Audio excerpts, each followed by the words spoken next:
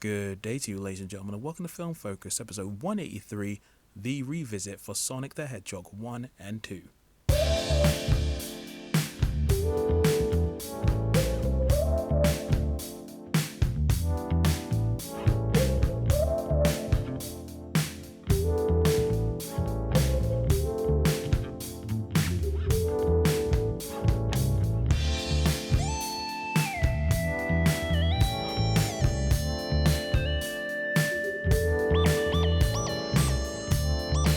Well, hello there, ladies and gentlemen of the North, South, East, and West, and welcome to another episode of Film Focus. I'm your host, the Hypersonic55, and I'm glad that you decided to join me once again for some film-related discussion. And yeah, we're back. I know it's been a pretty long time since the last episode, and this has happened on a few occasions in the past when doing the podcast. I just unfortunately have life things that happen, and especially when work gets involved and schedules change, I just end up dropping off the face of the planet. And while I had many opportunities to go to the cinema, and I did get to see a few things here and there, and had plans to come back, I have just not been able to find the time. That and after the summer, I don't know. Save for a couple of films I've seen here and there wasn't anything that made me feel compelled, and I mean super compelled, to come back and talk about it on the podcast in a fully fleshed out form. Because, you know, when you're doing the podcast like this, you want it to be fun, you want it to be informative, but you also want it to be, you know, a good use of time for not only you doing it, but also for the people listening. And I would never want to give you something that felt like it was, you know, manufactured just to, you know, cash in on the hype of something that was going on at the time, or give you something that I did have an opinion on but wasn't super enthused about. So yeah. Anyway, that's just like a mini apology for the distance that it has been since the last review that I gave back in July, I think.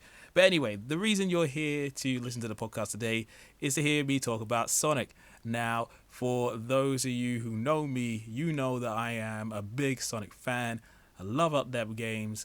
I love a good chunk of the adaptations as well, especially when it comes to certain TV shows, the Fleetway comics from the 90s, and of course the recent films, which is the topic of discussion today. So with Sonic 3 literally days away, my hype levels are on maximum overdrive. But at the same time, I'm learning to try and keep myself in check, because there's too many times where hype has come along, enveloped me, and I came to the film and then ended up feeling disappointed. And, you know, I've been pretty good, especially in the last 5 years, of, you know, keeping my hype in check. And, you know, while there have been certain things that didn't, like, you know, was it butter my bread, for lack of a better term, I would say the Super Mario Brothers movie from last year and Alien Romulus fall under that category when thinking about, you know, all the possibilities of hype, and it just didn't quite get there. I would also say that about the last Mission Impossible film. Again, a great movie. I had a good time with it, but it wasn't nearly as fun as what I had with Ghost Protocol and Fallout, which are still my two high points of the franchise. But anyway, with Sonic, it's interesting now that we're in a position where we have a full-on trilogy for this series of, you know, films. And going back to 2019, when we had that first disgusting trailer come out with that original version of Sonic, which everybody on the internet band together to say, this is disgusting, Paramount changed that, and they actually did, and got our boy Tyson Hess, who's obviously done a lot of artwork with Sega over the years with the games, to help come and correct that disgusting design into a more pleasant design that we've gotten to have two films with, was probably one of the best decisions ever. And even with that film in its original ugly format, I would have gone to see it anyway, because morbid curiosity and being a Sonic fan would not have allowed me not to jump in. But as it stands, I feel like we have two pretty decent Sonic films and two pretty good contributions to the world of video game adaptations. Now, I understand the Sonic films aren't for everybody. The first film is definitely just aping off of like a familiar format with, you know, a road trip slash buddy cop kind of vibe, where you've got a human and an anthropomorphic character getting into hijinks with just a smidge of video game elements here and there from the Sonic franchises put in. But then you've got Sonic 2, where they pretty much just took a whole chunk of video game elements, not only visual and audibly, but you took a lot of the lore and, introduced very notable characters. And a lot of the stuff in Sonic 2, when you see it from a visual point of view, that looks way more like a Sonic movie than, the previous one did. And while that one had its issues in terms of pacing and, having a kind of awkward mix between, the characters that you wanted to see, our anthropomorphic heroes and Eggman, versus like the human characters who sometimes just felt like, they were taking a little bit too much, screen time away from our people. I still think like it's an effective movie. Both films have their pros and cons, but I feel like they've had a positive impact on not only, again, the video game adaptation, series, but also on the Sonic franchise as a whole, because there's certain elements of the movies that have reverberated back into the games. Like, for instance, in Sonic Frontiers, there's that whole thing where once you collect your maximum amount of rings, Sonic will go into his little like a hyper state where he will have a little bit of electricity coming around him, and it mirrors the ending scene from the first Sonic movie where he starts to get all energized and hyped up and there's all that electricity flowing around him. And it's rare but not uncommon for certain adaptations to have certain interesting elements that get introduced that get re-put back into the video game. So that was pretty cool. But I think the first Sonic movie that released on February 14th in 2020 came at the right time, because the Sonic franchise at that point, it was okay, but it had been in a bit of a lull since, 2017, where we had the amazing Sonic Mania, and then we had the not so good Sonic Forces, a big nothing of a game in my opinion. And, we were just waiting on the next major Sonic game, and, obviously Frontiers wouldn't launch for at least a little while after that. But I feel like this movie, this first Sonic movie, did a lot to give Sonic at least a little bit more direction, a little bit more focus than he's had before. And in terms of his characterization, I feel like they did a great job of inhabiting so many of those key elements that make Sonic who he is, but also inserting a little bit more character and depth than he's had in a lot of the other games. And then obviously 2 years later, we have Sonic 2, which introduced Knuckles and Tails, and then brought in all this extra stuff in regards to the Chaos Emeralds and the Master Emerald, some extra knowledge about like the Echidna tribe, and then obviously seeing Eggman, like obviously he's Robotnik, but I guess just because I'm so used to living in the 3D era of like Sonic games where he's just referred to as Eggman. Anyway, with Eggman being able to create his new version, well, this new version of the Death Egg robot that we first saw in Sonic 2 back in, what year did Sonic 2 come out again? I want to say that was 1992. I'm probably going to be like, blasted in the comments if I got that one wrong. But yeah, you get to see that and Super Sonic in live action. I never thought I'd see Super Sonic. So when I saw that film the first time, I lost my bloody mind. And he looked glorious. So fast, so beastly. This is the coolest that Super Sonic had looked since the intro cutscene to Sonic Unleashed. The next time that Sonic would look that cool was when Sonic Frontiers came along, and then he had that whole extra second transformation with all those crazy like shonen anime like elements introduced. But the point is, obviously, as Sonic fans, we were, eating pretty good when it came to these movies, especially when you get to Sonic 2 and you have all those crazy elements that get introduced and, help create a more fuller, interesting world. But anyway, the main reason I wanted to talk to you guys today is just to have a quick revisit of the previous Sonic films and then just talk about their pros and cons and how they have affected the video game adaptation space, because in the last 4 years, things have gotten pretty interesting in terms of having adaptations, not only in film but also in television, where they seem to be thriving a lot more in terms of, doing these adaptations. So yeah, just sit back, relax, and just like have a walk down memory lane as we talk about these two previous Sonic films. And yeah, again, as I said before, there will be some spoilers here and there. So obviously, if you haven't seen the Sonic films, then, obviously go out and watch them. But if you don't care about spoilers, then yeah, just stick around.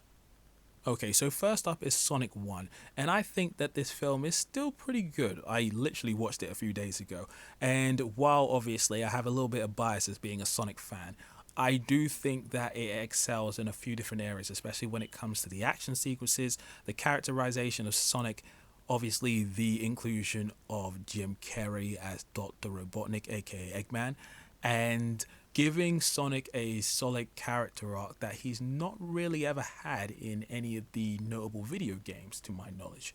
So yeah, Sonic 1, obviously it does fall into the category of certain, films of this kid slash family genre where you've got a human hanging around with an anthropomorphic character, sort of like your Alvin and the Chipmunks, Smurfs, or Garfield kind of thing, or Hop.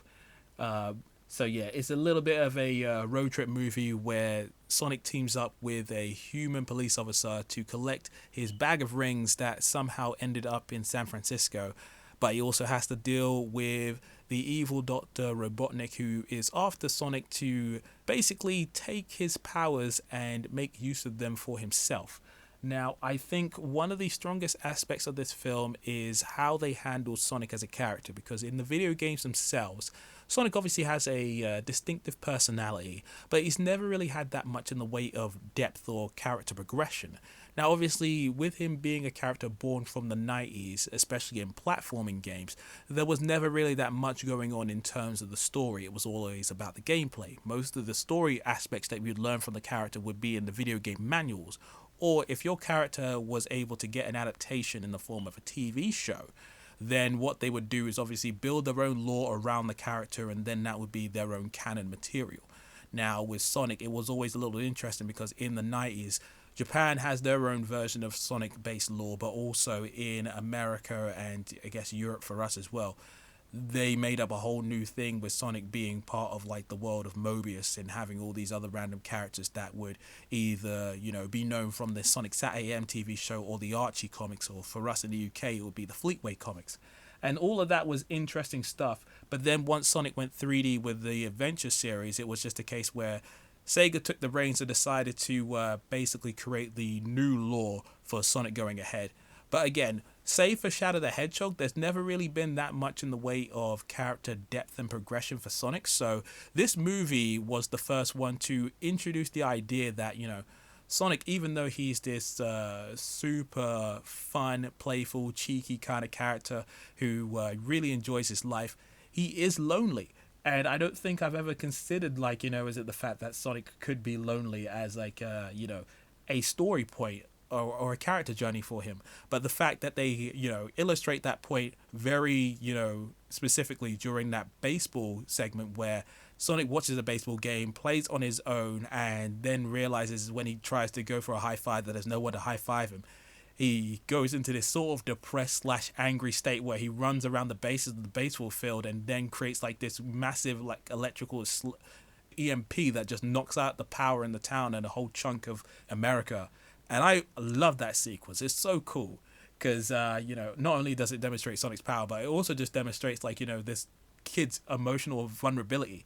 And one of the things, again, that I do appreciate is that the games don't really play up the fact that Sonic is really a teenager. And, when you're in your teens, you have all these sort of crazy dramatic feelings in your soul, and especially if you're not having the best of times, that stuff can play on your mind a lot. So the fact that they really highlighted Sonic's longing for connection was one of my favorite elements, and the fact over the course of the film that he gets to create this bond with Tom that's legitimate after watching him and the rest of the people in Green Hills for ages. He actually has a home with Tom and Maddie and the dog as well, whose name I forgot. But yeah, Sonic 1 is just a nice, delightful little film because there's really nice character bonding. The humor isn't great, but when it does work, it's pretty fun. And again, the action sequences in the film are pretty kick-ass. The sequence with Sonic being chased by Dr. Robotnik through the city and then on the Great Wall of China, through Paris, and then going through Egypt as well. And the way that they depicted the speed of Sonic is really good. I think, the depiction of super speed, especially in live action, now obviously he's a CG creature, but he does move in live action, it can be, a little hit and miss. For every great sequence that you have, like a Makari from, the Eternals, you can have something that looks, less than satisfactory, like the running sequences for the Flash, those weird slow motion wavy arm thing that Ezra Miller was doing in the DCEU Flash movies and the Justice League film as well. But as it stands, I think Sonic's running animation is pretty good and his sense of speed is pretty swift, so that's pretty cool. But yeah, obviously, one of the key elements that really worked for this film is Jim Carrey as Dr. Robotnik, aka Eggman. Now, he's not really that much like his video game counterpart, but he's very memorable in the role. He has a certain magnetism that makes him kind of hard to look away from. And even though, again, he wasn't bold or had the distinctive moustache or even had like any extra weight on him, I think Jim Carrey did create this sort of new incarnation of the character that stands out and can be put along the pantheon of like incarnations of Eggman that we've seen over the years. He's very much just the Jim Carrey that we know from like, you know, the 90s and early 2000s with that crazy energy. He's rude, he's sassy, but he's just so fun to watch. And his dynamic with Agent Stone is just great. They make for a great pairing. Agent Stone, he's just this devoted lackey who obviously has like the doctor's respect when it comes to him making him like, you know, very specific lattes with like this goat's milk. But he's also just subjected to, you know, all sorts of verbal abuse and physical abuse on occasions as well. But they have such a great pairing. And the actor whose name I forget right now, it's Lee something, but he has such an appreciation for the Sonic fan base and he loves up the fan art and any sort of respect that the fans give him. And he's so great on social media, so he's lovely. But yeah, I know for a lot of people said that, you know, the appearance of Jim Carrey was the saving grace of Sonic 1. And I think that's a little unfair because while obviously the human characters in the film aren't nearly as compelling or as interesting as Sonic's actual like homies, and it would have been more interesting to see what they would have done with a, you know, either a super 3D animated film or if they decided to go with more video game locations like Station Square. I think that would have been, you know, a little bit more interesting. And if they decided to go for more specific video game storylines as opposed to going for something completely new, I don't know, it would have been interesting. But as it stands, I think that this was a good first step. It established Sonic as like a new version for a lot of people to get into, and it also had a really nice post-credit scene. I don't get that hyped about post-credit scenes these days, just because sometimes you don't know if there's actually going to be any payoff. But with these Sonic films being linear and not being this sort of multiversal chaos that you get with the MCU, you sort of know what's going to be happening as things go ahead.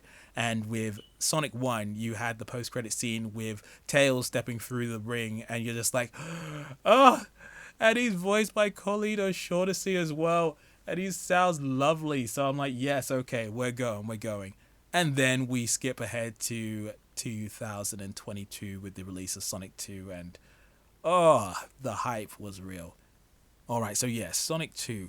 Man, this film, I have mixed opinions on it because while I do think overall it's a fun and solid film and in a lot of ways is better than the previous one in almost every department, especially when it comes to the action, the use of its video game characters, lore and references, and just having just a lot more fun in there for me as a video game fan. At the same time, it does have certain issues that are new to this film that the previous one didn't have, or it just exacerbates certain issues that I wasn't so keen on, or that certain fans disliked in the previous one. Now they hate in this new one. So yeah, it's a little interesting. But yeah, with Sonic 2, the whole plot with this one is that Dr. Robotnik, after being stranded on the mushroom planet at the end of the previous film, ends up creating a signal that goes out into space, and that happens to catch the attention of Knuckles, who is after Sonic. So those two decide to team up. Sonic, while on Earth, house sitting for his adoptive family while they're on holiday attending a wedding, he gets attacked by Knuckles and Robotnik, and just before he's about to get taken out, he gets saved by our boy Tails, who notices Sonic is, on Earth, needs some help, and they go on a little adventure, finding out about the existence of the Master Emerald, a item of immense power that also Knuckles and Robotnik are interested in. So it's this race against time to find the Master Emerald and keep it away from the hands of evil before everything goes to crap, essentially. And I love the scope of this film because one of the things I adore about Sonic 2 is the way it incorporates so much lore from the video games and certain, comics as well, and streamlines it in a way that is very easy for people to understand in the films. So obviously, with the video games and certain comics, the Chaos Emeralds are separate items from the Master Emerald. They work in harmony with each other depending on certain scenarios that play out. But in the film, they decided that the Echidna tribe had used the power of the Chaos Emeralds, fused them together to create the Master Emerald, and had this sort of crazy amount of power in the past. However, the Owl Clan thought that the Echidnas had too much power, so they basically just took it away from them and vowed to keep it away from the Echidna clan. So that's why those guys were beefing over the years until the point where they both wiped each other out. And now, with Knuckles being the last of his tribe, he has a mission to basically protect the Master Emerald, but also go after Sonic for, as it being one of the last individuals who, had an allegiance with the Owl Clan that basically took out his race. But obviously, with Dr. Robotnik being very interested in ultimate power, he basically just uses Knuckles to get to the Master Emerald in order for him to basically become, I guess, a god, and use all of his scientific know-how to create all sorts of chaos in the form, well, in this case it's the form of this incarnation of the Death Egg robot. Some massive robot, probably bigger than your standard Titan that you'd find in an old cartoon, an old episode of Power Rangers essentially. But he's like a kaiju size kind of beast in this film, and he's very big and destructive. But also, I love what they were doing with Knuckles and Tails in this film, because much like Sonic, these two are individuals who have had certain hardships in their lives prior to meeting Sonic. And it is through their interaction with him they realize that they don't have to be alone, that they can forge connections of their own, and that they can, become more than the sum of their parts. And the fact that towards the end of the film, where they decide to all team up and go up against the Death Egg robot in what I could only describe as a Sonic Heroes-esque kind of vibe towards the end of that film, it was genuinely glorious. I got shivers. I still get shivers when I see these guys come together. It's that kind of team up that naturally fits. But also to see Knuckles go from this naive, aggressive, yet almost Drax-like kind of individual, and had a mission, but then realizes he's been duped. And then when Sonic decides to actually save him from drowning, he decides to save Sonic as well. But through a heartfelt conversation, it was just a case where, he realizes that, he doesn't have to do what he's been doing, that he can change, and that he can have friends, have allies, have a life that has meaning and, has warmth essentially. And I love these guys, especially towards the end of the film where they're playing baseball together. They seem like such a beautiful unit. They are brothers, and obviously with Tom and Maddie being the adoptive parents of Sonic, now they have their own set of kids. It's this wonderful little family dynamic that feels genuine and very heartfelt. And again, it's just that idea that obviously in the games, these guys are friends, but it's very rare that you ever get to see them interacting and having sort of genuine connections that feel is it brotherly or, deeper than surface level. So I love that for these characters in this film. And just Knuckles had such a great introduction. I consider his introduction as good as maybe the best comparison I have right now is how T'Challa was introduced in Civil War. He's a character who, has a pretty notable history, and the way he's introduced feels authentic to his origins. It's solid, it's new, different, yet familiar, and it's so good. And Idris Elba as Knuckles is so good, and Colleen O'Shaughnessy as Tails, so nice. Her voice work is still as good as ever, and Sonic and Tails' interactions, especially after is it the dance-off sequence, is genuinely some of the best Sonic Tails stuff that's ever existed, and I will fight anybody about that. It's precious. So good. But yeah, the only other thing that needs to be mentioned in the pros department in the film is the fact that it had such a crazy post-credit scene. Again, I had hoped, but I wasn't sure. Obviously, with the introduction of Gunn being in this film, I was like, okay, are they going to talk about anything about the Space Colony arc or 50 years ago? But they mention it, and it was Shadow in the bloody, like, chamber at the end in suspended animation. I was like, bruv, I'm dying. That was one of the most beautiful moments ever. And the hype is only increased with obviously Sonic 3 being on the horizon.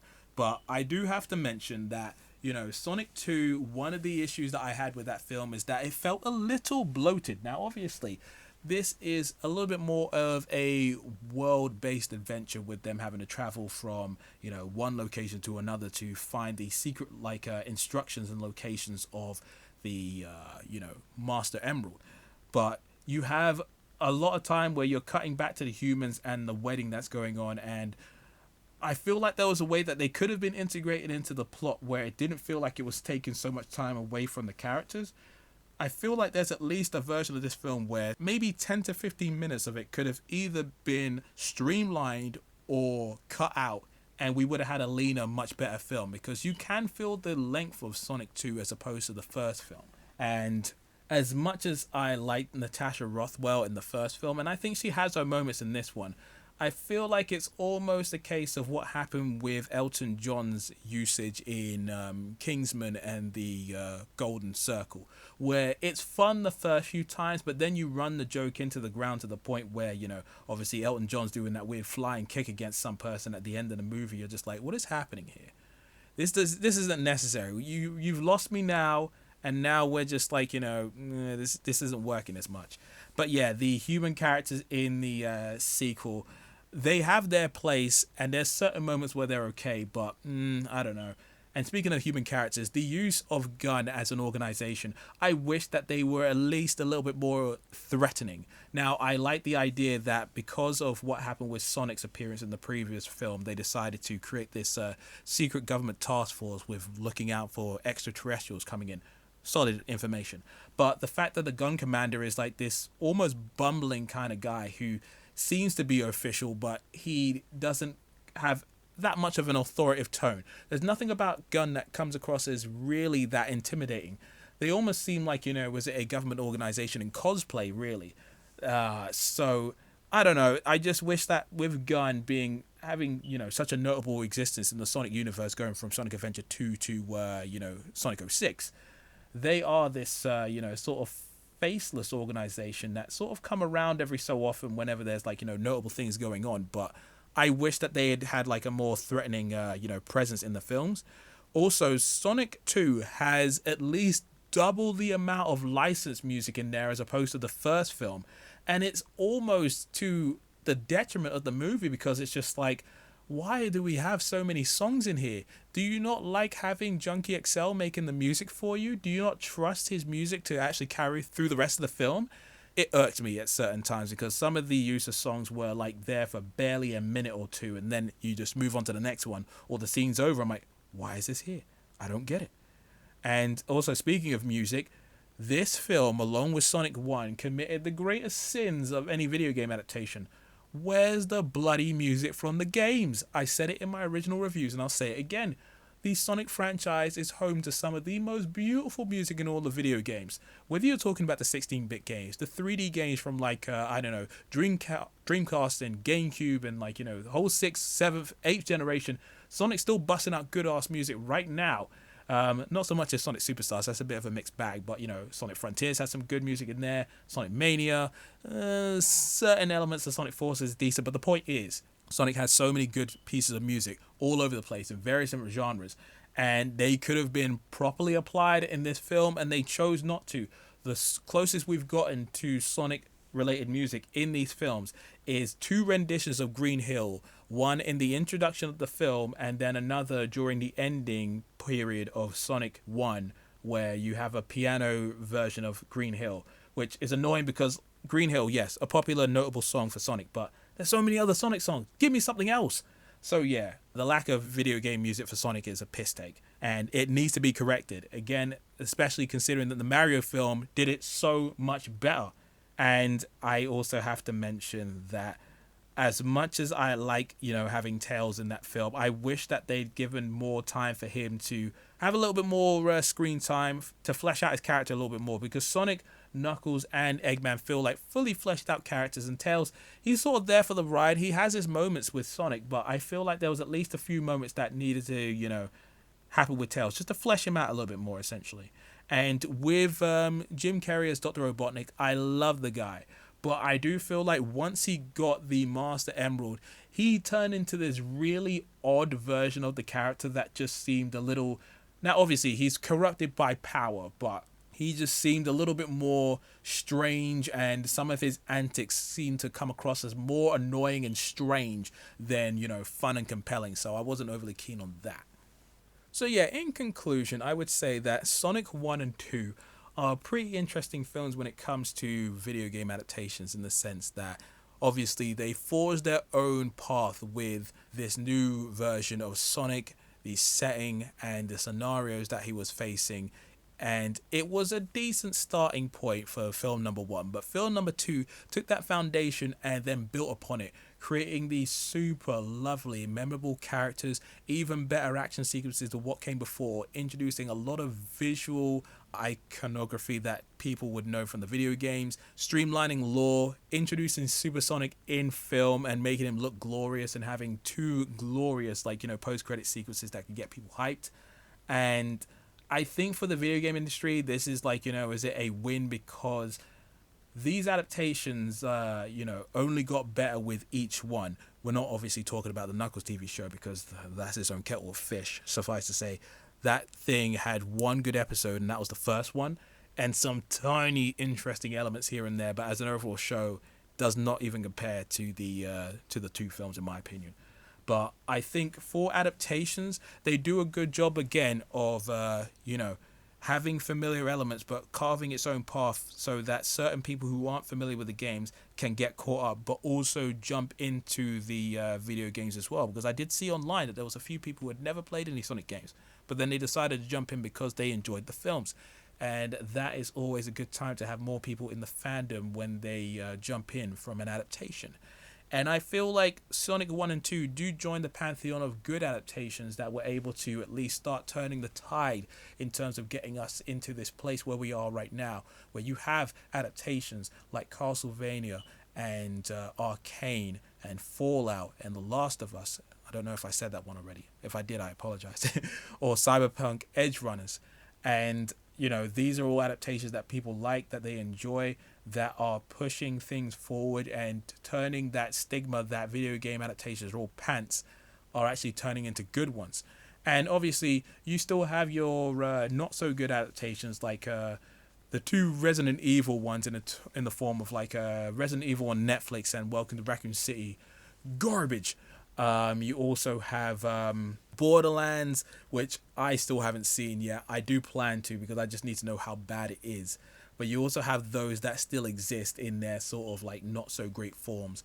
But again, for all of those sort of as it misses, there are these success stories that resonate with fans, resonate with people outside of the fandom. And it does prove that when in the hands of people that care and give a crap about the franchise, especially like Jeff Fowler does, the way he interacts with fans, he is very passionate about crafting the best thing possible for the fan base. And every person who has worked on these films, whether they be the producers, writers, or the actors, they talk about how much they love being a part of this and seeing the fans respond. And with Sonic 3, again, being days away, those trailers have only increased the hype exponentially. I do feel like the first trailer was better because it was a little bit more serious and showed off that intense, crazy energy that I think a lot of people have been hoping for, because obviously with Sonic 3 being heavily based on the lore of Sonic Adventure 2 and possibly elements of Shadow the Hedgehog as well, the fact that we're getting to see this introduced on screen along with Maria, anybody who knows about the lore of Sonic Adventure 2 is expecting certain things to take place, and if they hit the nail on the head with this could be glorious. And some of the early word of mouth from some of the people that have seen this are saying this is the best Sonic film out of the set so far. I'm there, I'm hyped. I need time to move quicker. Unfortunately, the film does come out one day in America quicker than it does over here in the UK, so I'm going to have to go dark for at least a good few hours But as soon as I see the film, you will see my review on here, and I hope that it will be a good time. Anyway, that's me done for today in terms of my little revisit of Sonic 1 and 2. Tell me what you think about these films. Do you like them? Do you dislike them? What are your favorite elements? And what's your hype levels for Sonic 3? Are you looking forward to seeing it? Let me know. Anyway, you can follow me on Twitter where I'm at Hypersonic55 or FilmFocus55. You can also check us out on Instagram as well. I also have another podcast called From Pixels to Celluloid, which is focused on video game adaptations, whether it be from TV or film. I'd like to talk about how video games get translated into, another medium and see how they succeed or fail. We have been talking about a lot of newer adaptations on the podcast, but I'm hoping to go backwards in time and start talking about a few other ones here, there, and everywhere in due course. But if you can and you got some time, be sure to check out the podcast. It's available on all areas where podcasts can be found. And again, From Pixels to Celluloid is also on Instagram, so follow the account on there. And yeah, I guess that's it for now. Thank you for listening as always, and until the next time, this is the Hypersonic 55 signing out. Peace.